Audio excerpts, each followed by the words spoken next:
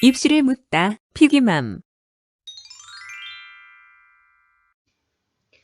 안녕하세요. 체리쌤이에요.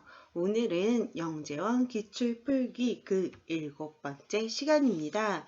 2주 전에 제시한 문제를 풀어보고 다음 2주간 고민해볼 문제도 제시하도록 하겠습니다. 2주간 충분히 생각해 보셨나요? 그럼 시작해 볼까요? 이번 주에 생각해 볼 문제를 함께 볼까요?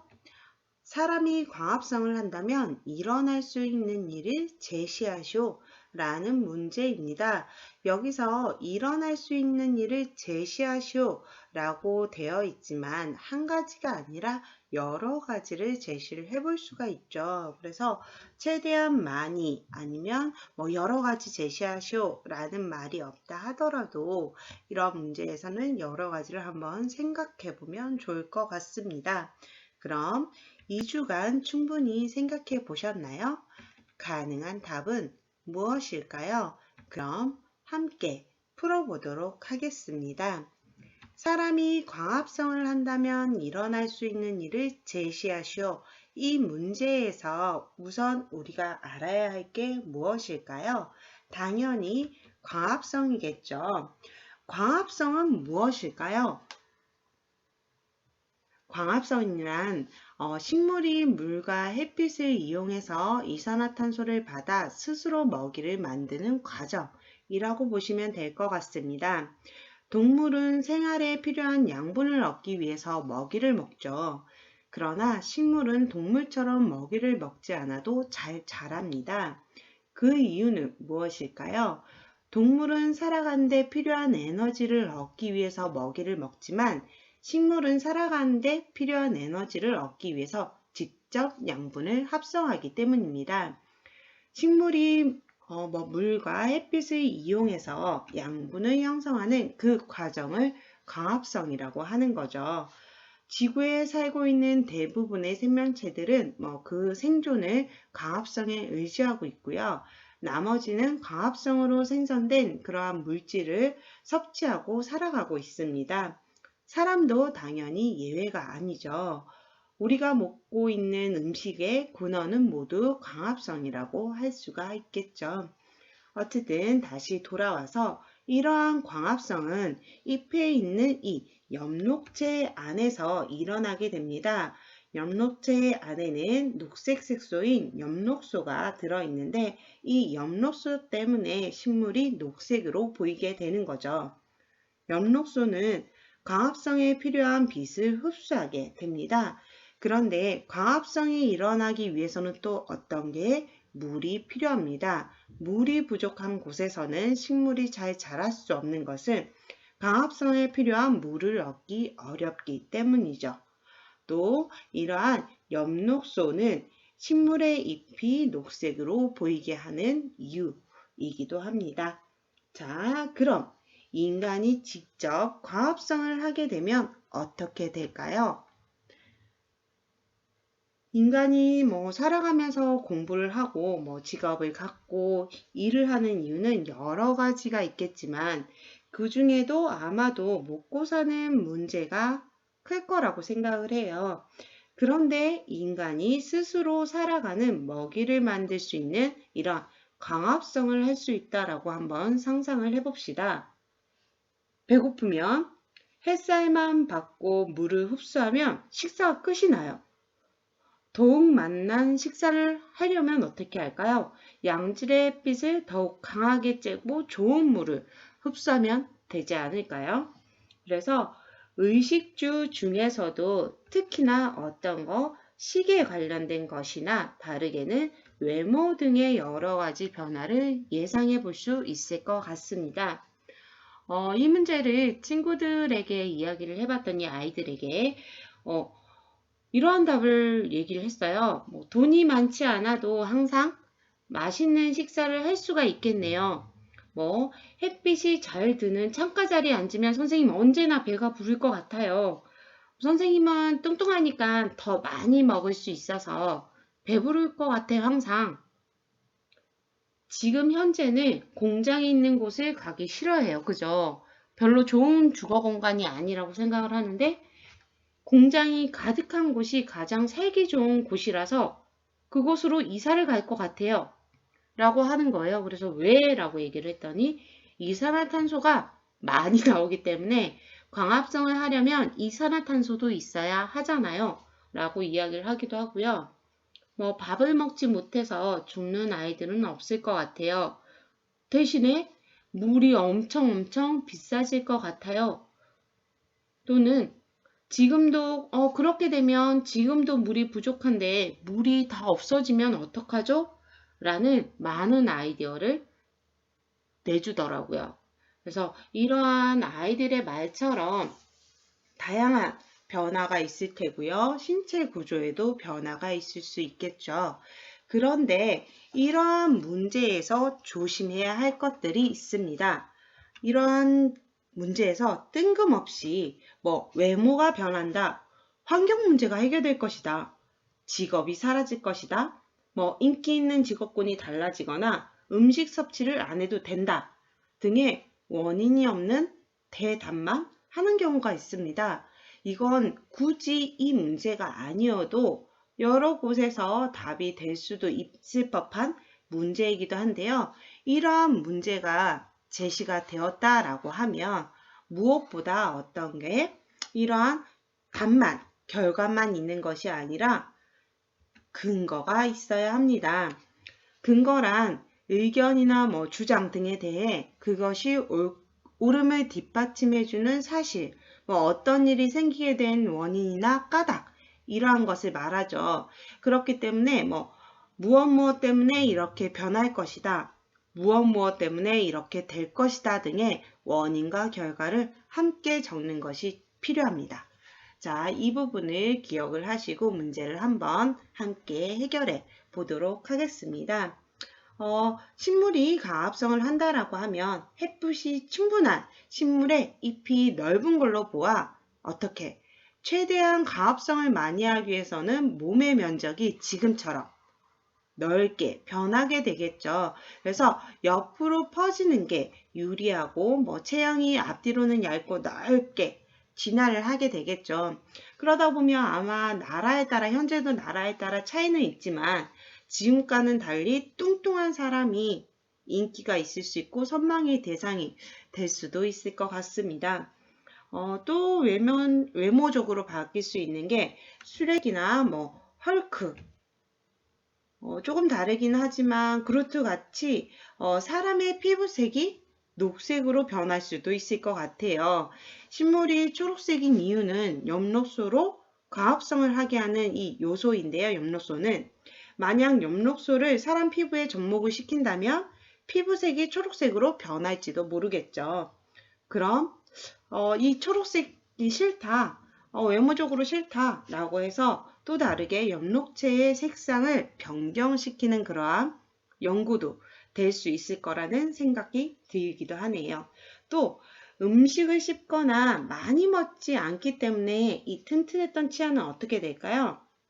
치아가 퇴화할 수도 있겠죠. 그리고 소화기가 등이 퇴화될 것이고 음식으로 섭취하는 게 적어지니까 당연히 배설의 양이 적어지고 그로 인해서 배설 기관도 약해질 수가 있는 거겠죠.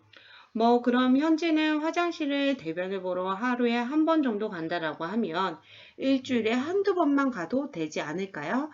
그래서 이러한 음식물 쓰레기나 배출로 인한 오물이 줄어드니까 결과적으로는 환경오염이 줄어들 수도 있을 것 같습니다.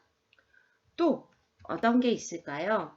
강합성을 많이 하려면 면적이 넓어질 수도 있겠지만 햇빛을 받는 면적도 넓어야겠죠.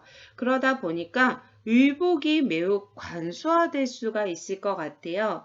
그러니 광합성을 위한 피부 노출이 지금보다 훨씬 심하게 될 거기 때문에 일부 원주민들처럼 다 벗고 다니거나 현대적인 감각을 살려서 빛을 완벽하게 통과시킬 수 있는 그러한 투명한 옷을 입게 되지 않을까라고 생각을 해볼 수도 있고요.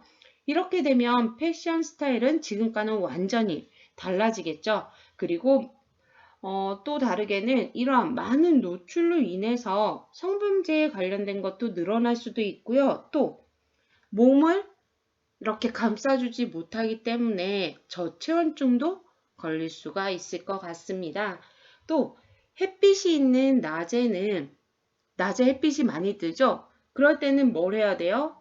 식사를 위해서 광합성을 해야죠. 그러다 보니 일을 할 수가 없어서 많은 사람들이 일을 하지 않거나 또는 밤에 일을 하게 되는 일도 많겠죠. 또 반대로 낮에 일을 할 경우에는 낮에 일을 하기 위해서는 모든 건물이 어떤 걸로? 유리로 만들어져야 할 것 같고요. 그리고 광합성을 하기 위해서 자꾸 밖으로 나와야 되니까 그게 귀찮을 수 있겠죠. 그래서 뭐 아파트나 주택같이 내가 살거나 일을 하는 그러한 공간들이 기본 골격 이외에는 대부분 유리로 지워지겠죠. 그렇게 되면 유리로 지어지면 어때요? 건물 안이 훤히 보이는 집에서 생활을 하다 보니까 뭐가 안 돼요? 사생활 보호가 전혀 되지가 않겠죠. 그러니 생활이 너무 불편할 수도 있을 것 같고, 대신에 대부분의 건물들이 투명해지니까 또 사회 전체적으로 약간 개방적이게 될 수도 있을 것 같고, 그러한 이렇게 외진 곳에서 일어날 수 있는 범죄 같은 것들은 좀 줄어들 수도 있지 않을까라고 생각을 해볼 수가 있습니다. 그리고 또 하나, 건물의 대부분이 유리로 되다 보면 사생활 보호가 되지 않았죠. 그러면 사생활 보호가 될 수 있는 건 빛은 충분히 들어오지만 밖에서는 보이지 않는 유리의 판매율이 엄청 높아지겠죠. 그렇게 생각을 해볼 수가 있습니다. 또 어떤 게 있을까요? 또 영양분을 섭취하는 방법이 음식을 먹는 게 아니라 빛만 흡수를 하면 되니까 물과 그러다 보니까 굶어 죽는 사람이 줄어들 수 있을 것 같아요. 현재 지구촌의 아이들이 7초에 한 명씩 죽어간다고 해요. 기아 대상으로 분류된 인구는 약 8억 7천만 명 이상 정도라고 하는데 최소한 이런 사람들이 굶어 죽는 일이 일어나지 않기 때문에 아무래도 식량 부족 문제가 해결되어 기아 문제가 해결되지 않을까라고 생각을 해볼 수가 있고요. 그리고 식물과 우리 몸이 광합성을 통해서 뭘 해요? 이산화탄소를 흡수를 하고 산소가 방출되죠. 쉽게 생각하면 그로 인해서 어떻게 이산화탄소가 줄어드니까 환경 문제가 해결될 수 있다라고 볼 수도 있을 것 같아요. 공기 중에 산소량은 증가하고 이산화탄소량은 감소하는 현상으로 그렇게 나쁘다라고 하던 이산화탄소가 줄었으니까 말이죠. 하지만 문제는 우리도 식물처럼 광합성을 하게 된 이상 산소가 아니라 이산화탄소가 산소보다 더 중요한 자원이 될 수도 있습니다. 그러니 지금 공기캔, 산소캔 판매되고 있는 거 알죠? 그렇게 판매가 되고 있듯이 이산화탄소 캔이 만들어져서 판매가 될 수도 있을 것 같습니다. 그리고 먹을 필요가 없게 되니까 음식 문화가 쇠퇴하게 되겠죠. 그러다 보면 음식점은 문을 닫고 외식 사업은 쇠퇴하게 되니까 이러한 이유로 요리 전문가들이 설 수가 없게 되니 일자리가 감소하게 되겠죠. 그리고 집을 둘러보면 부엌이 꽤 넓은 장소를 차지해요. 그런데 음식을 할 필요가 없어지니 집안에서 부엌도 매우 축소가 될 수도 있겠죠. 또 먹지 않아도 되니까 농작물이나 가축을 기르지 않아도 되고 그러니 기호식품에 대한 농사를 재배하고는 농작물을 경작하지 않아도 되겠죠.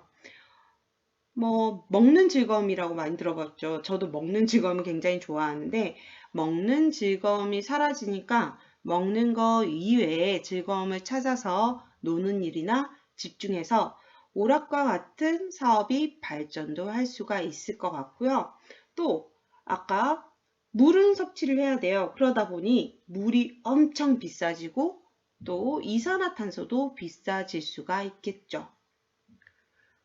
그리고 피부를 그러니까 빛을 흡수를 해야 되는데 그러려면 빛을 보려면 빛을 볼 수가 있어야 되는데 피부병이나 빛을 보면 안 되는 사람들이 있어요. 그런 사람들은 영양소를 만들어내지 못하기 때문에 이를 위한 유전자나 생명공학 관련된 연구가 증가하겠죠. 그러니 이와 같은 분야의 일자리가 증가가 될 수도 있을 것 같고요. 이러한 것에서는 엽록체를 이식하는 것과 관련된 직업이 생겨나지 않을까 그렇게 생각을 해볼 수도 있을 것 같습니다.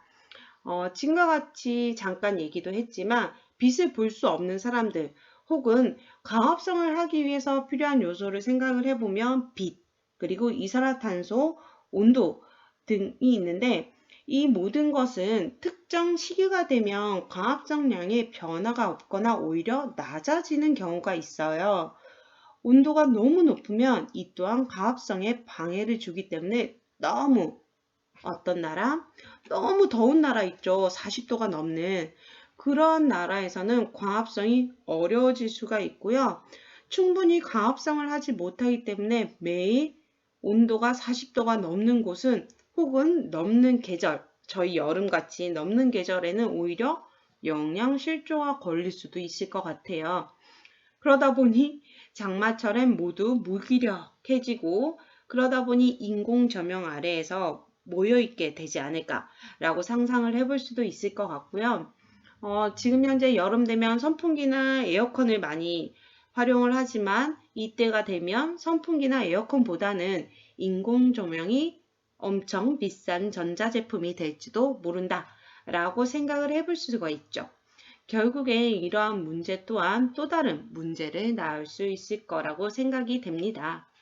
이렇게 사람이 광합성을 한다면 일어나게 될 일을 이렇게 글로 표현을 해볼 수도 있겠지만 이러한 이유로 바뀐 인간의 모습을 겉모습을 한번 그려보거나 우리 생활과 비교했을 때 현재 생활과 비교했을 때 가장 변화가 클 것이라고 예상되는 그러한 장면을 한번 그려보는 것도 좋을 것 같습니다.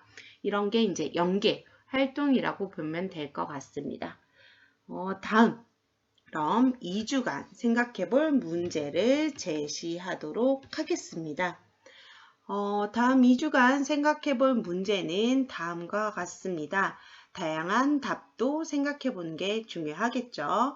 문제는 주어진 5개의 수를 나머지 4수와 다른 하나의 수로 구분하려고 할 때 기준을 정하고 그때 분류된 다른 한 수를 제시하는 문제입니다. 숫자는 84, 129, 93, 408, 463 이 5가지 숫자가 있다 라고 보시면 될 것 같습니다. 이 문제 또한 다양한 답을 생각을 해보시고요. 기준도 다양하게 생각을 해보시면 좋을 것 같습니다. 2주간 충분히 열심히 함께 풀어보시기 바라고요. 답은 2주 후에 공개됩니다.